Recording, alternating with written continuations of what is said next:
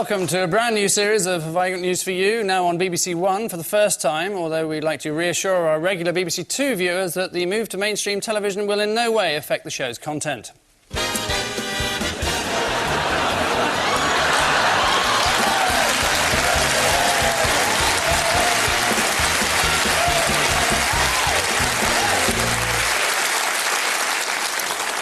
Good evening, I'm Carol Smiley.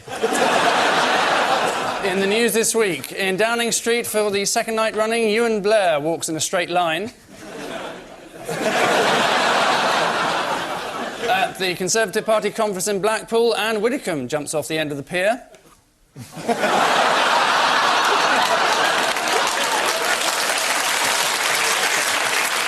And at the International Show Jumping Championships, Britain's team is just one jump away from the first world title in 60 years.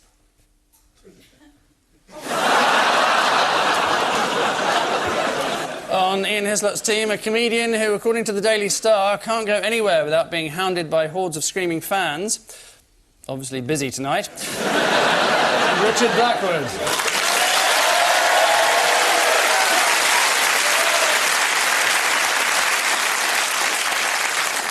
Better late than never. And with Paul Merton this evening is a BBC News reporter who has been shot at, bombed and punched before reluctantly agreeing to come back on the show.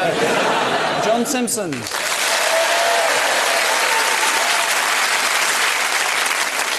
Those are our guests, so let's not prolong the agony as we literally push off with our opening film round, Paul and John. Oh, this is the Queen. That's her clothes falling off. Yeah, or, that's the Pope. That's the Pope. Hello, I'm the Queen, you're the Pope. Hello, I'm Prince Philip, you're the Pope. They're eating goat. They weren't allowed to have, what was it, long spaghetti. Long spaghetti. Garlic. And garlic. Yeah. Did they say why it had to be not long spaghetti and not short? Well, I assume not long spaghetti because you didn't want the sauce to splash on her outfit, I would think. And the garlic is because she's a vampire.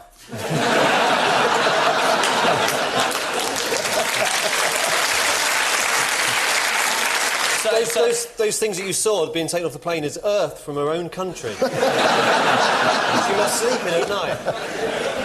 And what were the Italian dignitaries told not to do to the Queen? Molester? Yes. Hold a crucifix up to her face? I think it was difficult for the Pope, that one.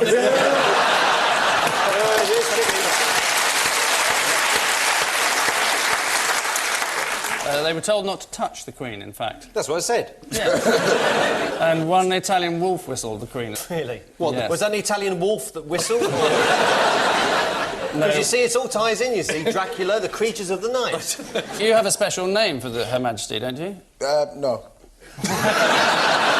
I once... Can I say this on TV? I think you're going to, so... I once said that she's got a face on money. And I said, and the bitch looks bored. But the thing is, what I was trying to say was, if you had your face on money, you would pose, right? You know, like on a 1 pence, you'd be... That's what I was saying. I was saying, obviously, the Queen has got used to the fact that her face is on money. Exactly. It was a term of affection, wasn't That's what I was trying to say, because I have a lot of love for the Queen. I didn't believe that either.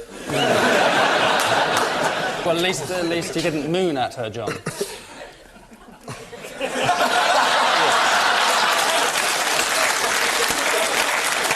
I split my trousers in front of the Queen. Were you excited at meeting her? Well, I was afterwards. That was... there were 70,000 other people there. Did she notice? 70,000 people clapping and cheering me as I walked across an open football field. I think it would be quite difficult, with my backside hanging out, I think it would be quite difficult not to have noticed me. I may be wrong. I may be wrong. Why else has the Pope been in the news this week? Because he's the Pope. But he's also releasing another album. Is he? Yeah. So meeting the Queen was just publicity, load of pipe. And you, of course, you've released an album this Well, week. I released an album, yeah, but I haven't met the Queen. God, this is BBC One now, isn't it? They're getting quite hip, yeah. I haven't got no controversy. What's the name of your album? You'll love to hate this. I'd really like to know.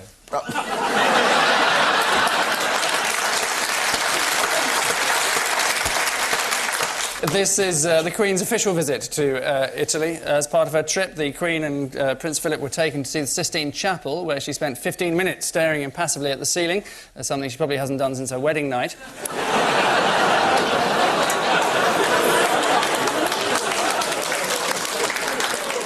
If they keep that in, they better keep my bitch in. That's all I'm saying.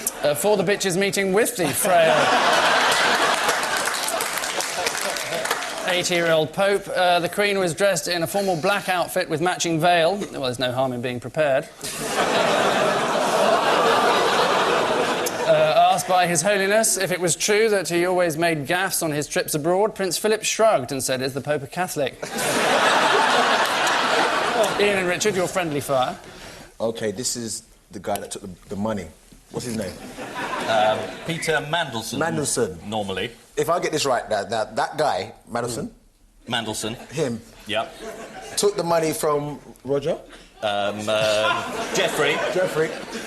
Robinson. We're getting near. Yes. It came out in the memoirs that, you know, he took this money, 300 and something thousand, and he's saying, well, you know, because he's the head of the Northern... Is it Irish constituency? Is that right?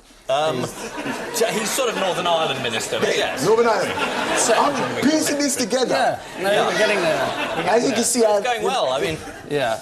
current affairs is difficult. Have you thought of taking a job on our new 10 o'clock? I've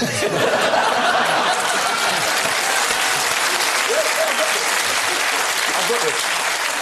But no, so basically, he's now saying that the money was offered to him, and he was actually... And the other guy's saying that he put him under pressure to give him the money. He did. Yes. It's true. All of it's true. I think it's the perfect answer.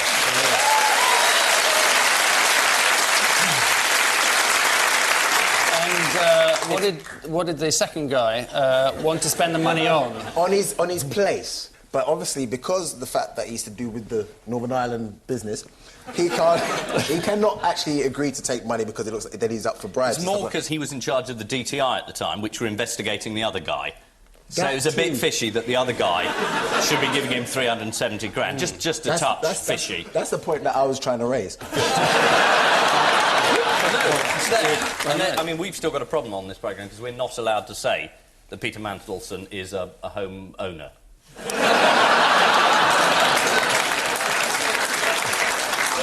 But what's wrong with gay people owning homes?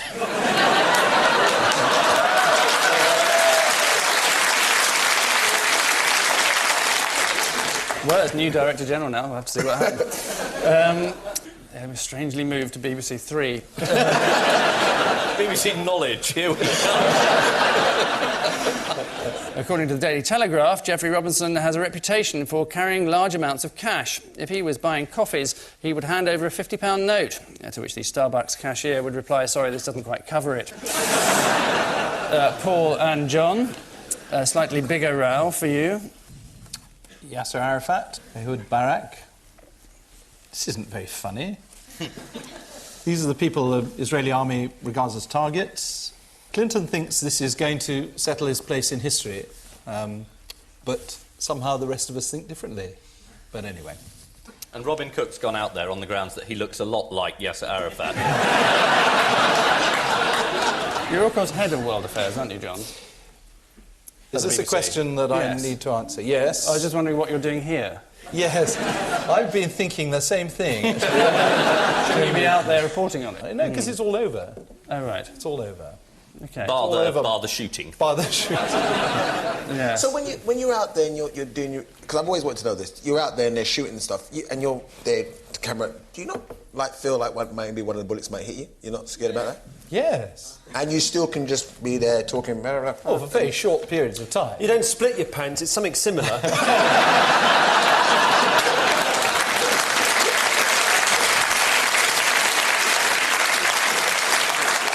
This is the escalating violence in the Middle East. After several days of these tense negotiations, Bill Clinton announced that he'd finally identified some common ground shared by both sides. Unfortunately, it was Jerusalem.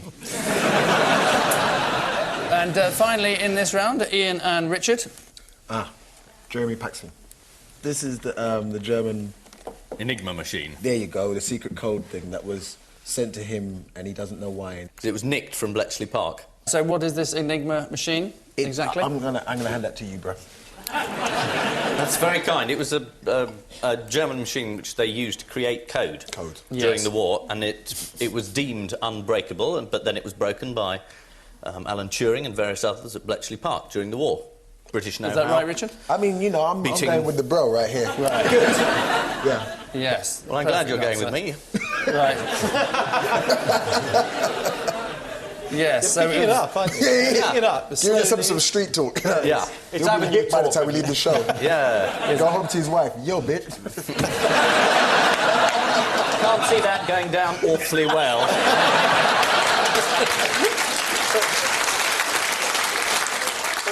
Anyway, there they were. All the bitches in Hut 8 cracking that code for... He's been wanting to say that. You for pro-Churchill. Yes, it is the Enigma machine, which was posted to Jeremy Paxman. A BBC spokesman confirmed fears that 3 vital cogs were missing, but said that Paxman had always been like that. The Enigma machine works by sending an electric charge every time a button is pushed, which produces a random series of letters that's virtually impossible to decode. So a bit like Windows 98.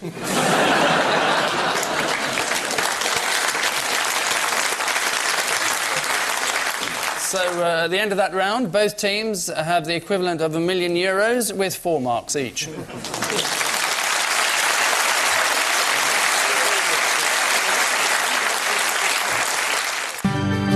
Tired old routines, tacky presentation and standing ovations, and not another audience width on ITV, but the party conference season.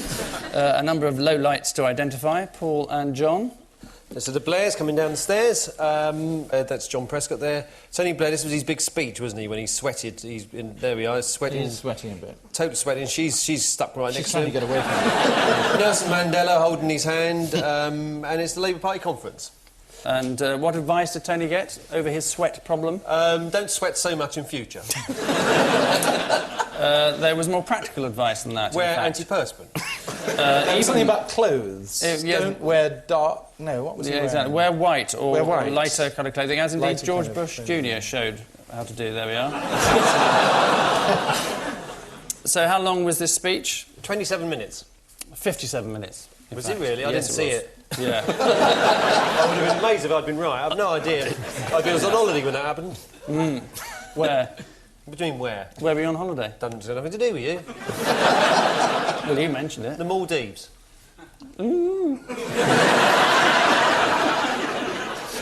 Just outside Essex. It's a nightclub. Oh, yeah. Yes, this is the Labour Party conference in Brighton. As part of increased security arrangements, a closed walkway linked the lobby of the Metropole Hotel to the conference centre, a measure approved by all delegates except John Prescott, who complained it was a bit tricky getting his jag through. Ian and Richard, your party animals? Ah, that's William Hague, 14 pints in. Oh, that's a few more than 14 pints.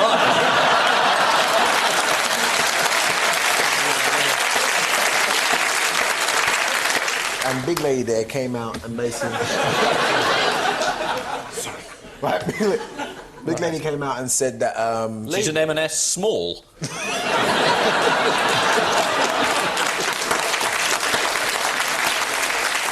She's got 2 badges shoved down her jumper, I know that. She's a virgin, isn't she? Have you modelled your hair on her? Yeah. So what was she talking about in her speech? She was still talking about people who possess cannabis should be fined £100 on the spot, she said. That's right, a £100 fixed fine, which was condemned by a group of cannabis users, or the shadow cabinet, as they're known. You know, a lot of them start admitting that they had once allegedly, you know, taken a little pull of the stuff, right? And there was one of them called Oliver Letwin who said, at university I put it in my pipe. Oh, you had a pipe at university? No wonder he went into politics. I don't think he meant a bong. Whatever that is. You know, I was going to ask you. Because I didn't know. Well, of course, you famously confessed to taking drugs, haven't you? But only in the Amazon, and only because a rather large group of Indians were trying to get me to drink their hallucinogenic drug, so I did the decent thing. It would have been churlish to have refused, so I... How did you get there? How did you go there? Well, he heard they had to start. So, is this thing enforceable, this £100, if you spot somebody smoking weed? No, it's no good trying it backstage. No, I just know a couple of brothers that just... You want to shop them? Exactly. I got some bills to pay. You know what I'm saying? I'll give you a whole list now if you want. And how did Ken Clark copy Tony Blair at the conference? Did you sweat? He did sweat. Oh, yeah. Could be beer, of course. Nice colour, though. What, his cheeks? Yes. Yes. Yes, he's looking well, at least. This is the Conservative Party conference and Anne Widdecombe's speech on drugs, during which she told delegates, if you are caught smoking cannabis, you will face a fixed penalty. It's a bit like speeding.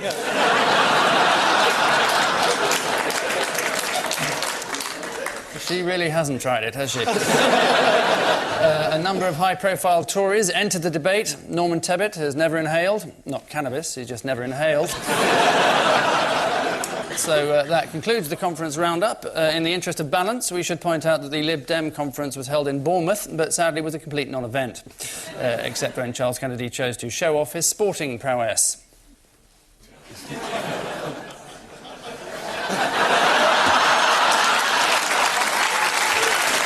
And you can see the full match on grandstand.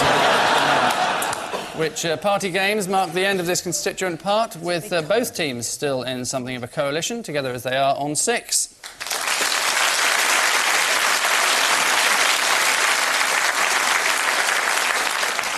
Round 3 is regarded by many as the odd one out round and comes with the added attraction this week of being half as long as usual. One per team, Paul and John. Your popular favourites are Robbie Williams, Scary Spice, Prince William and Slobodan Milosevic. Let me see. Is it about books? In what way? Well, they've...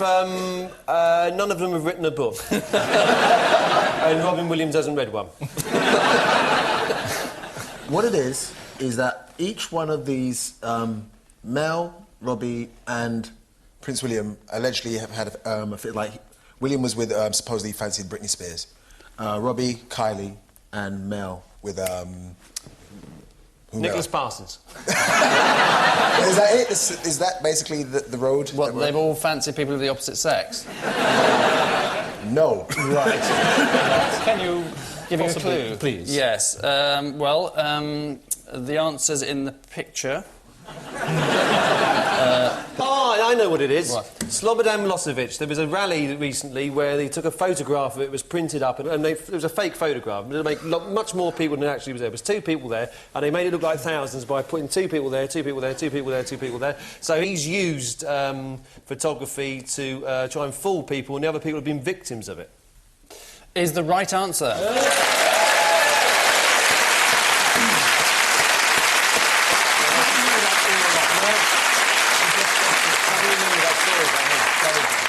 Yes, we can have a look at that photograph, in fact, of an election rally in Montenegro. Suspicions were aroused when it appeared that 2 people on the left seemed to also be the same as 2 people on the right. And Mel Bees was the victim of some photographic tampering. This was on Loaded. Oh, Loaded, that's right. Where they airbrushed out her bikini and replaced it with a swarm of bees. How did you get bees to do that? And Prince William was Edward's wedding photograph, in fact, last summer, when he looked too grumpy, so they digitally replaced him with a smiling face. Oh, that's right. Yeah. And Robbie Williams, might as well finish. His CD poster, where good. his bare bottom Oh, he's bare bottom. was regarded as too hairy and spotty. So, They airbrushed his bottom. So they airbrushed his bum, yeah. Well, thank goodness the programme hasn't gone down market. After Milosevic refused to stand down, the Parliament building was attacked by an unstoppable mob who fought their way past police and brought mayhem to the streets, apparently led by an expert especially flown in from North London.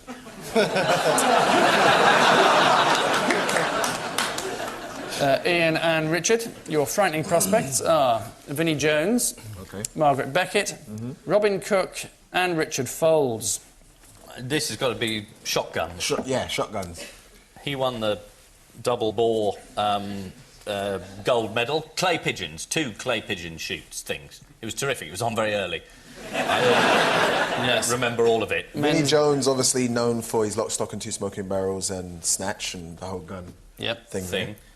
Margaret Beckett, the star of Terminator 3.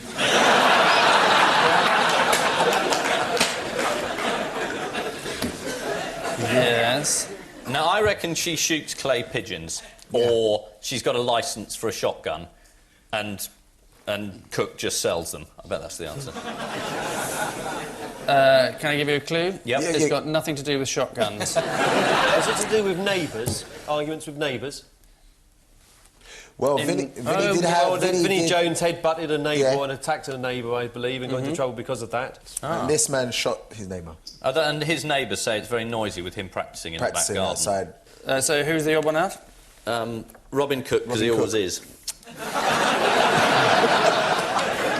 Yes, the answer is that they have all provoked complaints from their neighbours, except for Robin Cook, who has complained about his neighbour, one Margaret Beckett. What does he complain about? Dunno. Sounds good. She left her bikes in an untidy pile. There was too much noise from her social gatherings and smoke from her barbecue. Really? Well, the death penalty, then. And Vinnie, do you know what he did to his neighbour? Yeah. What? He fed him to his horse. No, he sort of... I think he head-butted him, probably. He did. He nutted him. He bit his head, kicked him and stamped on him. He was asked if he would shake his neighbour's hand. And he said... find it. Olympic medalist Richard Folds claimed that he was inspired by listening to Whitney Houston's hit One Moment in Time. I think most of us would want to shoot something after listening to it. In 1998, Vinnie Jones bit a neighbour's head in a dispute over a garden stile. Jones was sentenced to 100 hours of community service, although this was reduced to 50 hours after an appeal by the community.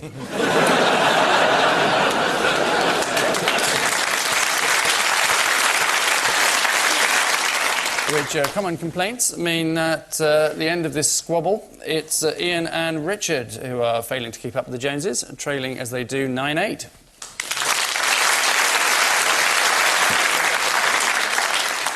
And so to the orgiastic climax of our final missing words round, a number of this week's strapping headlines with their vital parts covered for you to identify, plus or not, one, few or more from this week's guest publication, the world-renowned American Window Cleaner. So stand by for shock poll, public say what? We're sick of polls. Yeah. Yes to cannabis. Whatever. Well, it's sort of, yes, in the right area. Yes, pot. Yes, legalised pot is how it's phrased, yes. More than half think it should be available for sale in government-licensed shops. So any suggestions for names of those shops would be gratefully received. Pot shop, Joints R Us. Superdrug.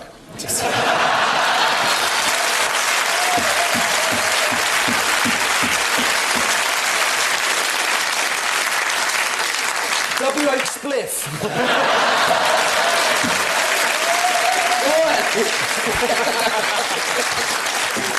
Thank you. Next, there's a lot of what out there? Space. American window cleaners. I go with water. Ice. It is in Kent. from American Window Cleaners. Glass. Glass. Glass. I think Paul said first. This is incredibly interesting. You haven't said anything about the fact he's got a metal tie. I thought you'd have mentioned his metal tie by now. Is it actually metal?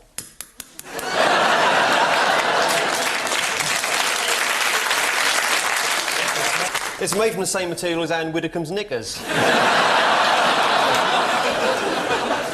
Next, what by sea lions shock scientists? New albums. Vandalism in car parks.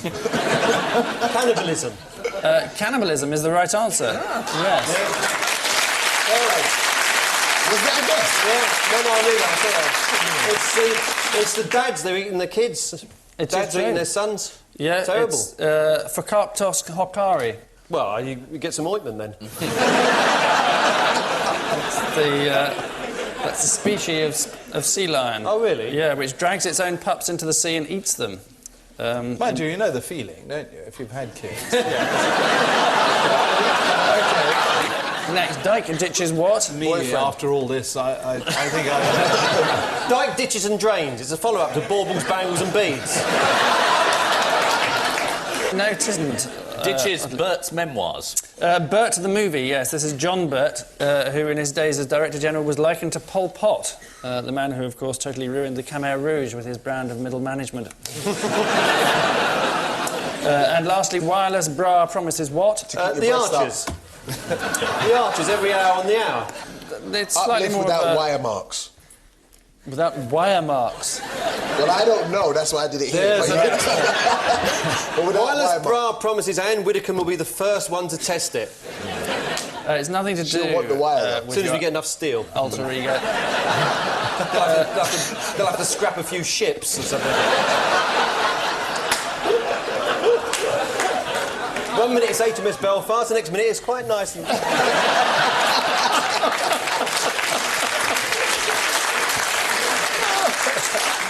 Yes, women and uplifting future is the answer. Yeah. Which unerring inaccuracy means at the end of this meeting of limp minds, this week's Dumb and Dumber are Ian and Richard with 10, and this week's couple of swells are Paul and John with 13.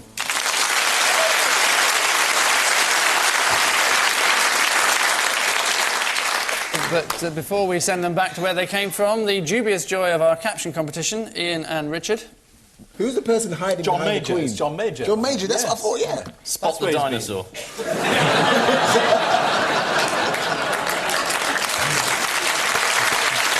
Paul and John, you have this. Rabbit high on drugs imagines Lord Mayor.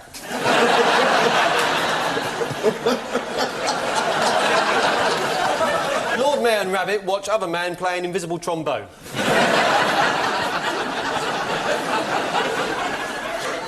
Rabbit in the middle says, how come you got water and I've got orange juice?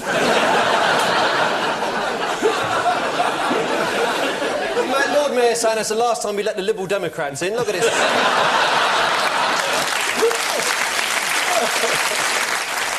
And I leave you with news that there's delight for the Reverend Ian Paisley after the giant catapult he's invented works for the first time.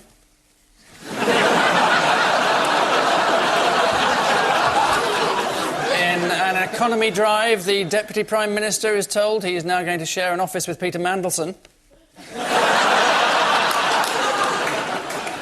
And in a surprising political gesture, Gordon Brown makes amends for the fuel crisis by offering himself up for sacrifice. Good night.